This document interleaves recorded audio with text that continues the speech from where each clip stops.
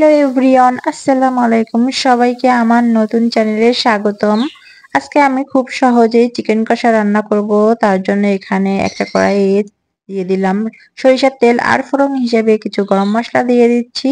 আপনারা চাইলে রান্নাটা সয়াবিন তেলও করতে পারবেন, কোনো সমস্যা নেই। এখন দিয়ে দিলাম 1 কাপ পেঁয়াজ কুচি।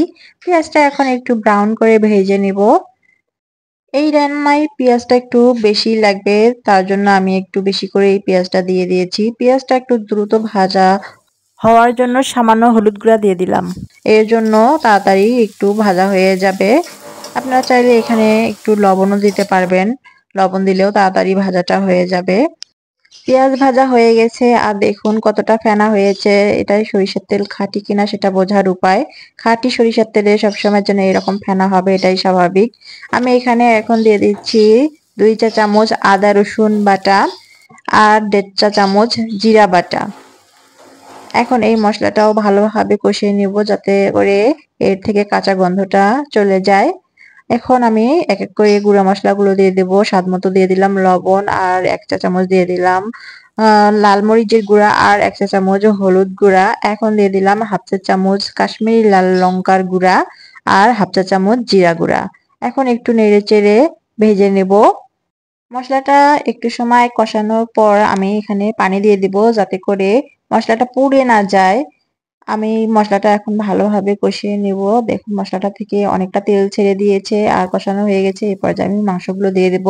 আমি এখানে লেয়ার মুরগি নিয়েছি। এখানে 1 কেজি পরিমাণ মুরগির মাংস আছে। এখন মশলার সঙ্গে মাংসটা ভালোভাবে মিশিয়ে নেব।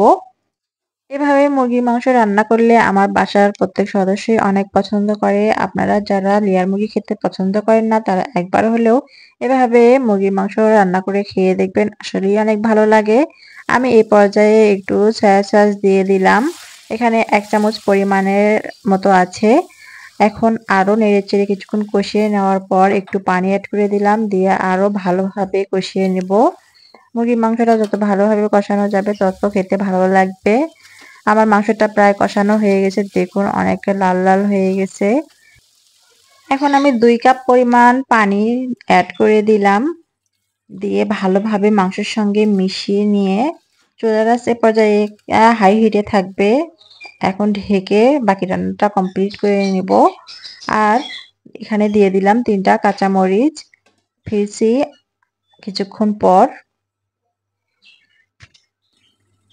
আমার রান্নাটা প্রায় হয়ে এসেছে, দেখুন কত সুন্দর কালার চলে এসেছে মাংস থেকে।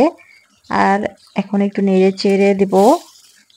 এখানে আমি শেষ মুহূর্তে ভাজা মশলার গুঁড়া অ্যাড করে দেব। এখানে ভাজা মশলা হিসেবে আমি জিরা, ধনিয়া, পাঁচফোড়ন ভেজে গুঁড়ো করে নিয়েছি, সেটাই দিয়ে দিলাম। 1 চামচ পরিমাণ এখানে মশলা গুঁড়া অ্যাড করে দিয়েছি।